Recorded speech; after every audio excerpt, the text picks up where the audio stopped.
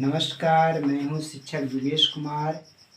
आज मैं उपस्थित हूँ 8वीं कक्षा के में हम और हमारी दुनिया का प्रथम अध्याय इकाई संसाधन। संसाधन क्या है? सबसे पहले संसाधन क्या है? संसाधन जानने से पहले हम जानेंगे साधन क्या है।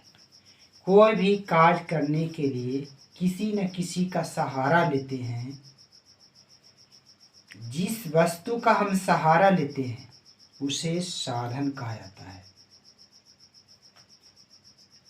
और संसाधन वैसा संसाधन ये मानवीय आवश्यकताओं को पूरा करता है, वह संसाधन कहलाता है। मानवीय आवश्यकता बहुत जैसे यातायात के लिए हम प्रयोग करते हैं, खान पान के लिए करते हैं, सौंदर्यीकरण के लिए करते हैं, ये सब संसाधन के तहत आता है। तो संसाधन वह संसाधन है जो मानवीय आवश्यकताओं को पूरा करता है, उसे संसाधन कहते हैं। संसाधन जो है 3 प्रकार के होते हैं। प्राकृतिक संसाधन, जिसे भौतिक संसाधन भी कहा जाता है। दूसरा है मानव संसाधन, जो तीसरा है मानव निर्मित संसाधन।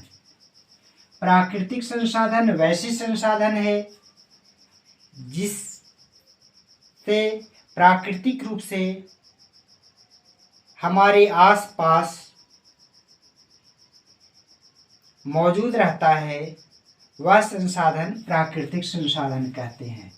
प्राकृतिक संसाधन में जैसे सूर्य का प्रकाश, हवा, भूमि, मिट्टी, जल, वनस्पति, जैविक एवं खनिज पदार्थ आते हैं। भूमि से हमें क्या होता है? भूमि वैसी संसाधन है जो सभी जगह उपलब्ध है। उसी पर भूमि पर चाहे वो पठार है, पहाड़ है या वन है, वो भूमि पर ही है, इसे भूमि संसाधन कहा जाता है। मिट्टी संसाधन वह संसाधन है जो कई प्रकार के मिट्टी होते हैं, जो कई फसल के लिए सभी जगह अलग अलग मिट्टी पाए जाते हैं और सभी का खासियत अलग अलग होता है। जैसे चिकनी मिट्टी से खिलौना बनाते हैं, तो काली मिट्टी से जूट का खेती करते हैं। तो जहाँ ऊंचा भूमि होता है वहाँ चाय का खेती करते हैं।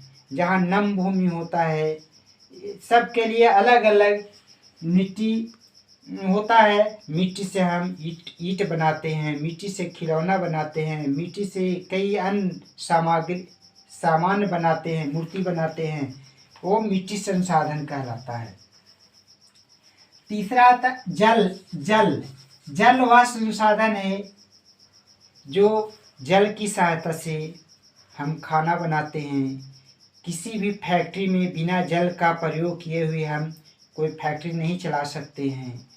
या फिर हमें सफाई कार्य करना हो, या फिर सिंचाई का कार्य करना हो, कृषि कार्य करना हो, या फिर समुद्रीय यातायात की सुविधा हो, जल की सहायता से हम करते हैं। वनस्पति संसाधन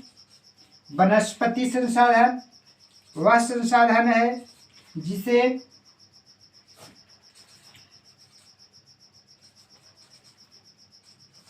वनस्पति संसाधन वह संसाधन है जो वन संपदा से प्राप्त होता है।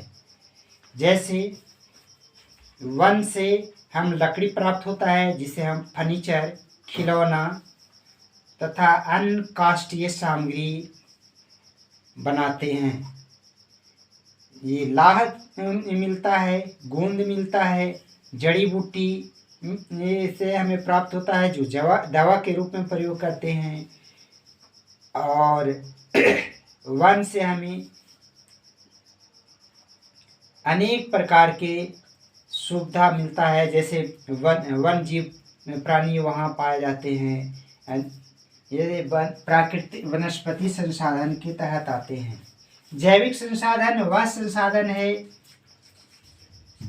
जैविक संसाधन वह संसाधन है जो जीव जंतु चाहे वो भूमि पर हो चाहे जल में हो, उससे हमें अनेक आवश्यकताओं को पूरा करता है।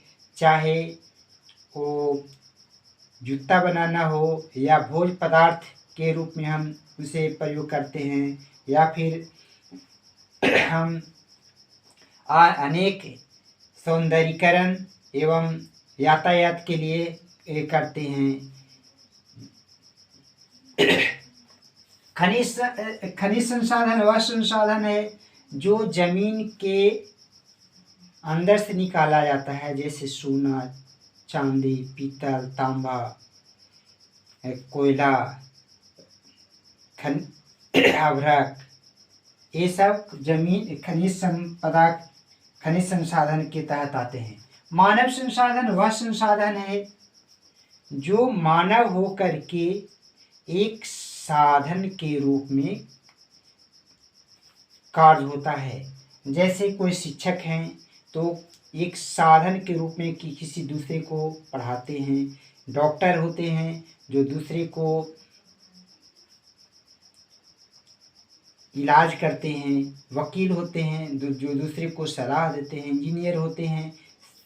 मानव, प्रत्येक मानव सभी काम करने में दक्ष नहीं होता है, इसके लिए विशेष रूप से मानव की आवश्यकता होता है जो सभी मानव की आवश्यकताओं को पूरा करता है। जो जिस देश के लोग जितना श्रमिक तकनीकी का प्रयोग करेंगे, उच्च शिक्षा प्राप्त होगा, वो उतना ही संपन्न मानव होंगे। मानव निर्मित संसाधन वह संसाधन है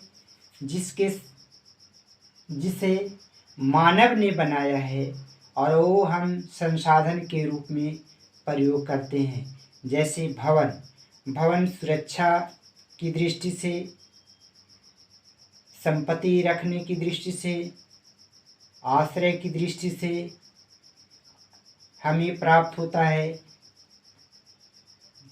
अनेक सरकारी इमारत होते हैं, जहाँ कहीं हॉस्पिटल चलता है, तो कहीं पुलिस स्टेशन है, तो कहीं रेलवे स्टेशन है, तो कहीं हवाई अड्डा का भवन है, तो कहीं विद्यालय है, तो कहीं ये सब मानव निर्मित पुल, सड़क, ये सब मानव निर्मित संसाधन कहलाते हैं। जितने प्रकार के मानव ने निर्माण किया है वो मानव निर्मित संसाधन कहलाते हैं। संसाधन का मूल अभिव्यक्ति जो होता है बढ़ते रहता है। जैसे एक लकड़ी है, वन में लकड़ी है, वो वहाँ कोई मूल्य नहीं होता है। जब उसे हम काट करके लाते हैं तो लकड़ी का में प्रयोग करते हैं तो कुछ उसका मूल्य बढ़ जाता है। जब उसे हम फर्नीचर बनाते हैं तो उसका मूल्य कुछ और बढ़ जाता है। जब उसे हम खिलौना के रूप में या और अन्य सामग्री बनाते हैं तो उसका कुछ और मूल्य बढ़ जाता है।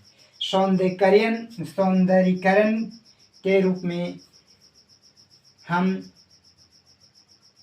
उद्यान खोल रहे हैं या संरक्षित जैविक उद्यान विकसित कर रहे हैं, जो सभी जीव जंतु को वहाँ रखा जाता है और वहाँ देखने के लिए पर्यटक के दृष्टि से विकास किया जाता है। जलप्रपात जहाँ है वहाँ उसको विकास किया जाता है सौंदर्यीकरण के लिए। के रूप में। कानूनी मूल्य से जल और वायु प्रदूषण दिन दुना बढ़ते चला जा रहा है। इसके लिए हमें काम करना होगा कि जल और वायु कम से कम प्रदूषित हो। जैसे हम लकड़ी जलाते हैं या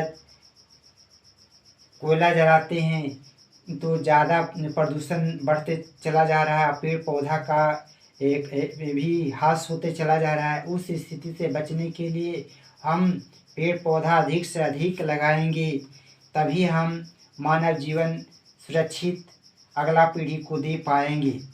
नैतिक मूल्य संसाधन सभी मानव का ये नैतिक कर्तव्य है कि प्राकृतिक संपदा को बचाए रखे। जिस तरह से दोहन मानव प्राकृतिक संसाधनों को कर रहा है, वो हिसाब से अगर होते रहा तो आने वाला समय, आने वाला पीढ़ी के लिए उसे कुछ नहीं बचेगा। इसलिए हमें कर्तव्य है कि प्राकृतिक संसाधनों को बचा करके रखें। संसाधन 3 प्रकार के होते हैं: मानव प्राकृतिक संसाधन, मानव संसाधन, मानव निर्मित संसाधन। प्राकृतिक संसाधन भी कई प्रकार के होते हैं। जो है प्राकृतिक संसाधन विकास एवं दृष्टि के रूप में उत्पत्ति के आधार पर, उपलब्धता के आधार पर, वितरण के आधार पर, स्वामित्व के आधार पर, ये सब वर्गीकरण किया गया है, जो अगले कड़ी में हम विस्तृत चर्चा करेंगे। जय हिंद।